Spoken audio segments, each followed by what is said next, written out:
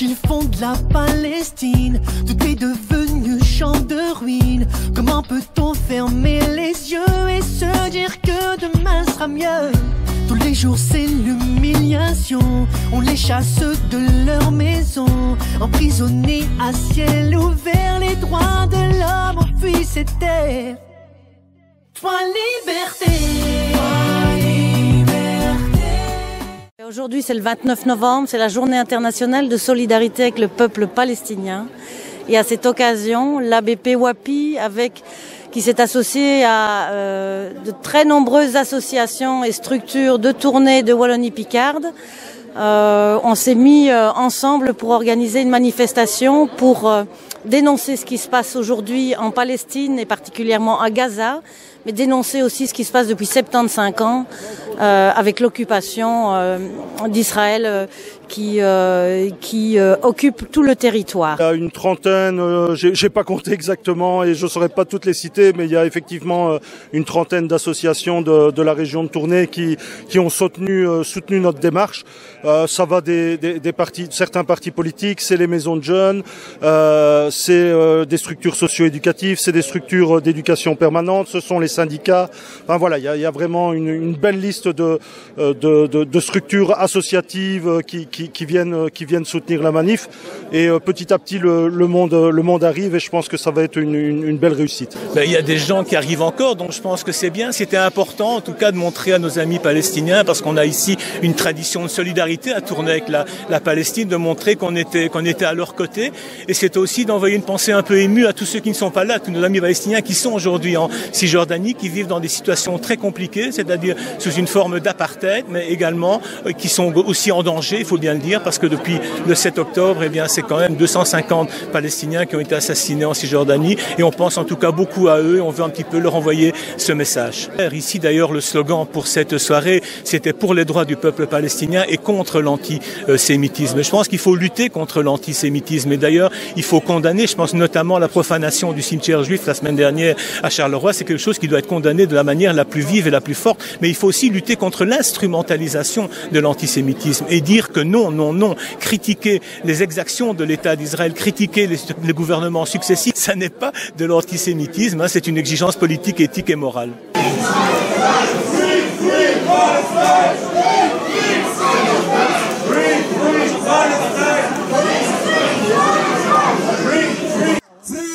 Palestine!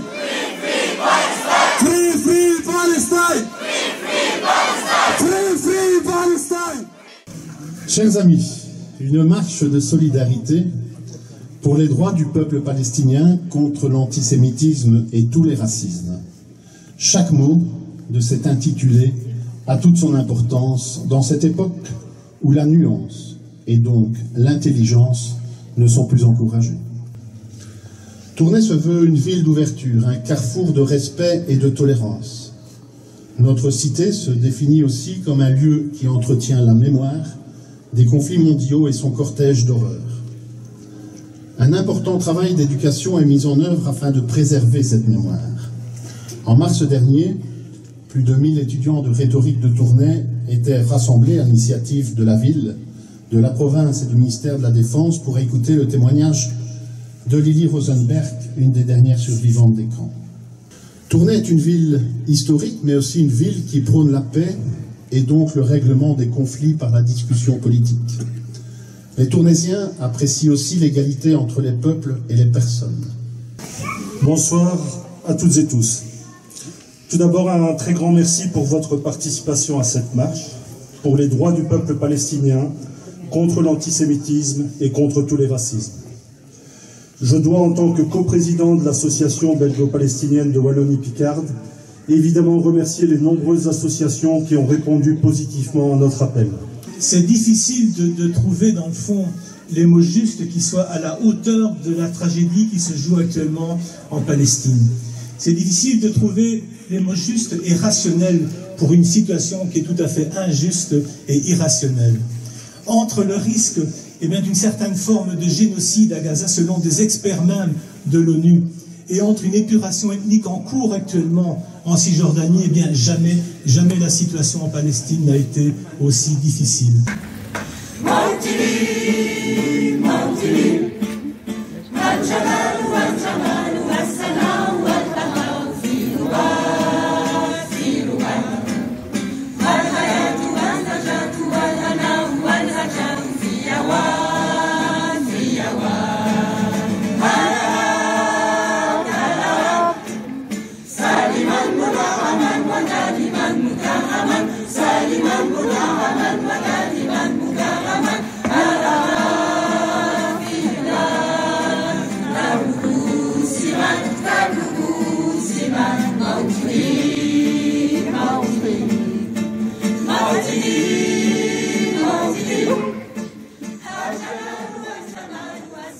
Pourquoi tous les enfants du monde dorment et se réveillent au son de la musique, tandis que les enfants de Gaza dorment au son de la bombardement et de la destruction?